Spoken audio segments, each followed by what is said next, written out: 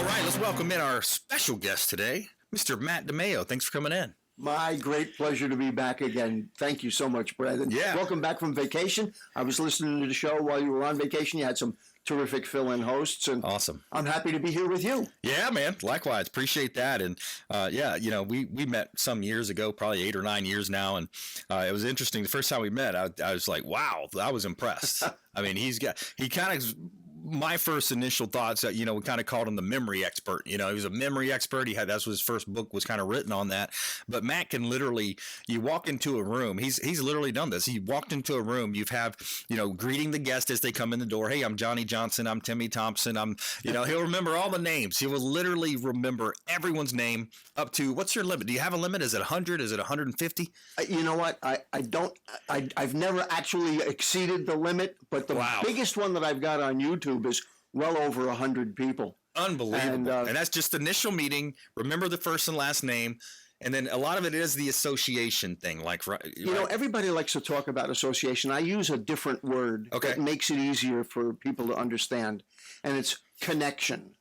Maybe in the second segment, we can go into remembering names and stuff like that, because I came armed for bear with my talk with you for today. Well, this is perfect because we're kicking off school season. The kids are going back to school. Hopefully they're not getting indoctrinated with CRT and all these different critical, what they do is Marxist. The more I've studied Marxism is they come in and they're critical of anything that's already there, right? Whatever country they're going to invade, they're going to go in and be critical of it. So they come in and say, oh, well, the slave, the owners, the founders had slaves. Let's be critical on race theory. You can also have critical. They even try to make mathematics a target. Political like 2 and 2 equal 4, no matter how you add it up, right?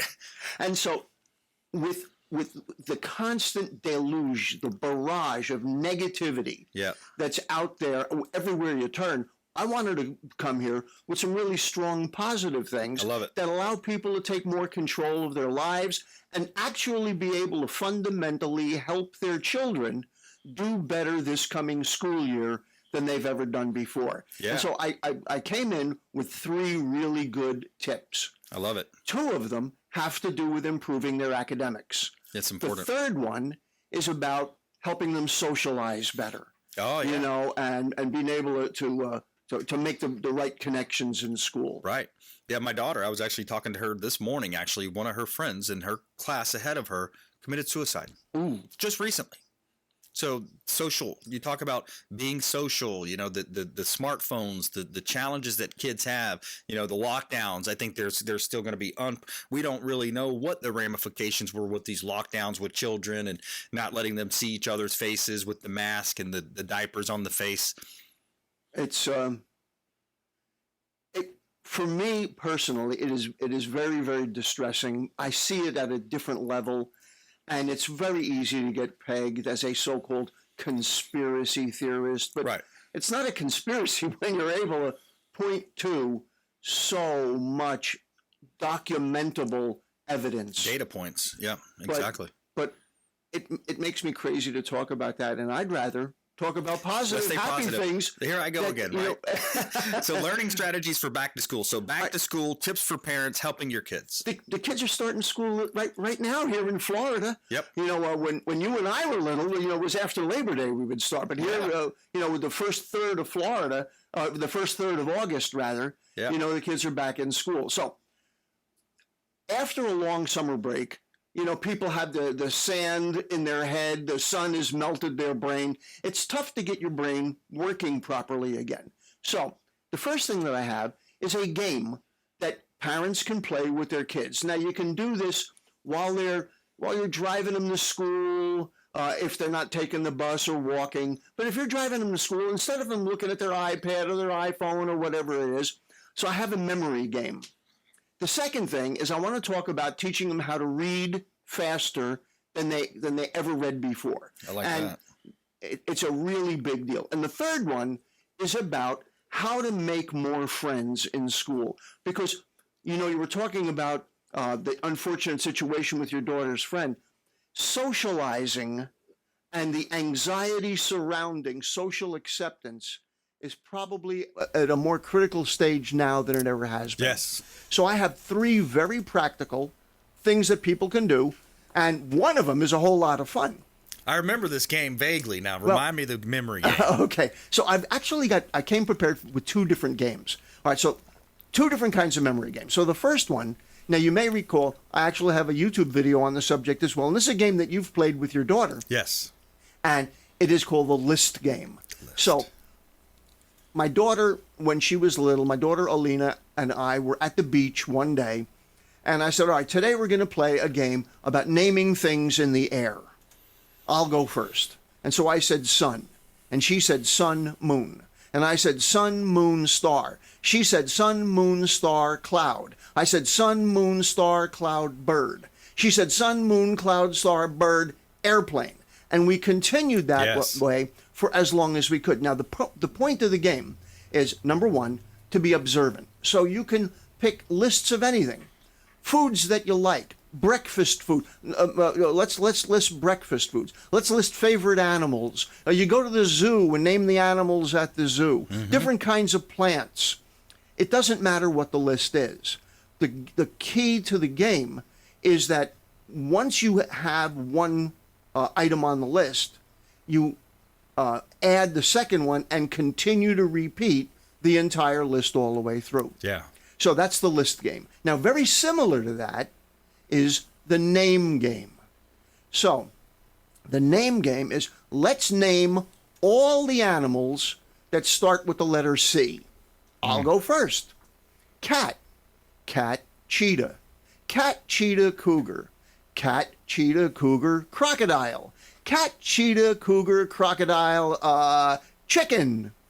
Then you can add chinchilla and crow, cobra. Well, that can be fun for kids, and you're engaging them, and you're what are you doing internally in the brain, Matt? You're training a certain part of your brain to get used to that. Well, the first thing that you're doing is you're forcing an awareness level.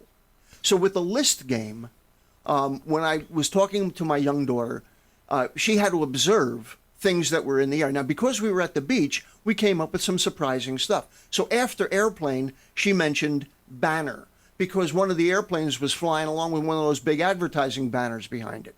And then we saw kids playing volleyball on the beach, and the ball was in the air. And she said, ball. I went, ball? She went, look, Daddy, they're playing volleyball. The ball's in the air. Mm-hmm. And then they were kicking up sand. And then she started making stuff up. She said, snow. We're on a beach in Florida.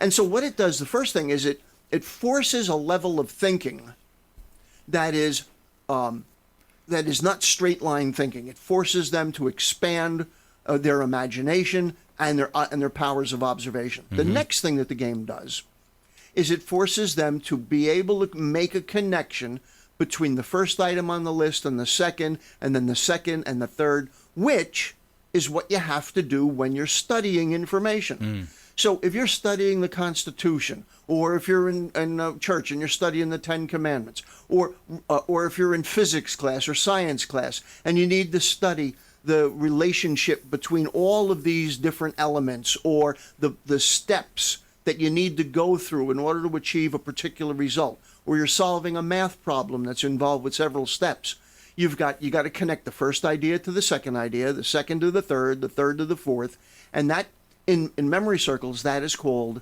chaining. You're creating a chain. That makes sense, yeah. But they don't teach this in school. Right. They just expect you to do it. And so my catchphrase is, school tells you what to learn. Matt DiMaio shows you how to learn it. How to learn it. YouTube.com/Be Smarter Faster is his YouTube channel. And it's also website AnIncredibleMemory.com.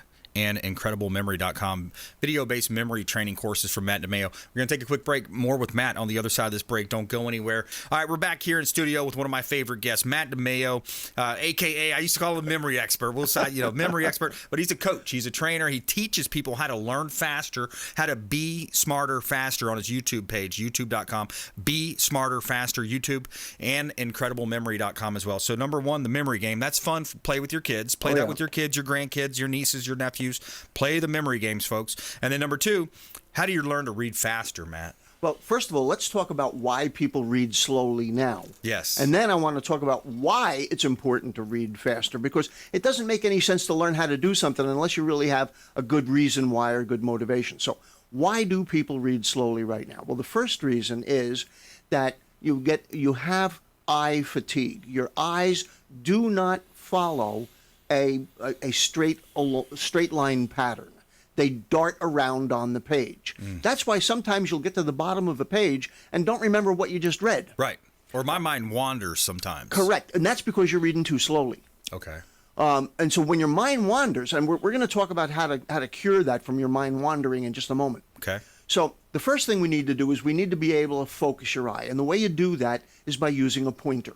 It can be something as simple as using your finger. So if you've got a physical book or you're reading a report, you can use your finger or you can use the tip of a pen. And now you're going to follow along, and that will keep your eye focused. The second reason that people read slowly is they subvocalize. That means they're kind of reading under their breath. They're talking to themselves when they read, and they're going, okay, well, and you can sometimes you can actually hear people. So don't do when that. They're reading. No, subvocalizing will slow you down because now you can only read as fast as you can talk. Yeah. All right. So you have to be aware of subvocalizing. There is no big trick to stop it. So why do you want to read fast? Reading faster improves your focus and concentration. Right. It improves your ability to absorb the information, which seems to defy logic. People go, well, how is that possible? If I'm reading really fast, isn't the chance that I'm going to miss something? Well, think about it like if you're riding your bike really fast or you're driving your car really fast. It forces you to focus on the road. Right. Good point. And so what happens is if you're really pushing yourself to read as fast as you can, now your energy is all focused on absorbing the words as you go. Right. On my YouTube channel, I have a video specifically on that subject. It's one of my older ones. And I have a pediatrician. You would think that mostly it's college students or grammar school or grade school students. But I had a pediatrician that wrote into me from another country and told me that his reading speed went from 450 words a minute, which is not bad, to 544 words a minute. Wow. Within 1 minute of using this technique. Wow. And so what I do is I actually offer a free speed test. So you can test yourself before and after.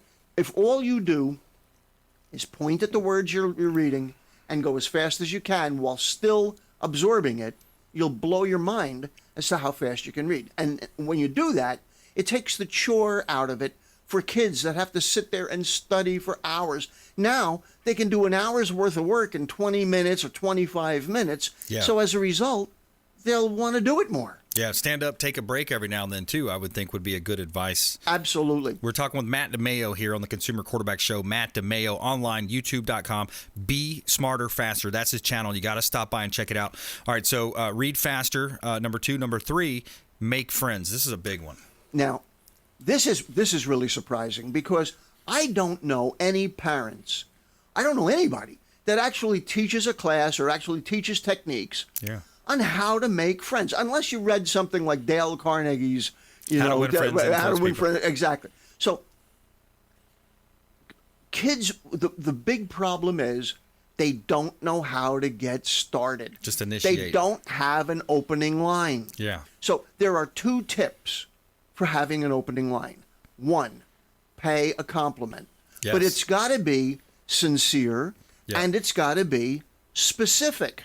So instead of saying, gee, you look nice, say, that outfit looks great on you. That's a perfect color on you. Yeah. Or, hey, that's a really cool backpack that you've got. I love the design on that. Yeah. Where'd you get it? Well, now, that brings me to the second way you can do it, and that is asking a question. And that was intuitive to you. Right. So you pay a compliment or you ask a question. And ideally, if you can do both, that's really great. Yep. So, where'd you get that backpack? Or, is it comfortable?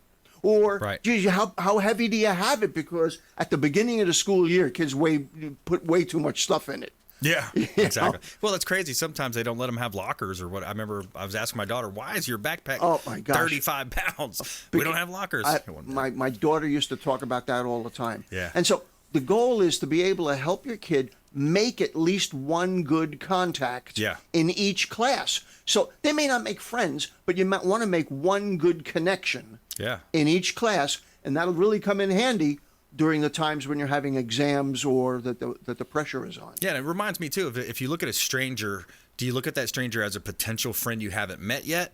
Or is that somebody that's scary to you? People have strangers as, I'm in a strange place. This person's a strange person. No, look at strangers as people that are friends that you just haven't met yet. About 30 seconds left, Matt. Back to you. Be Smarter Faster on YouTube. YouTube.com. Be Smarter Faster. Well, my YouTube channel, I really cover a lot of ground. Like today, I just released a brand new video on how to get textbooks for free or dirt cheap. Nice. So I hope people stop by and also check out my memory training audio video course, anincrediblememory.com, because I teach you how to have an incredible memory. I love it. Hey, we all need that. Well, thanks a lot, Matt. Well, until next time. And coming up, we've got Doug Levi, Strategic Insurance, here on the Consumer Quarterback Show, consumerqb.com.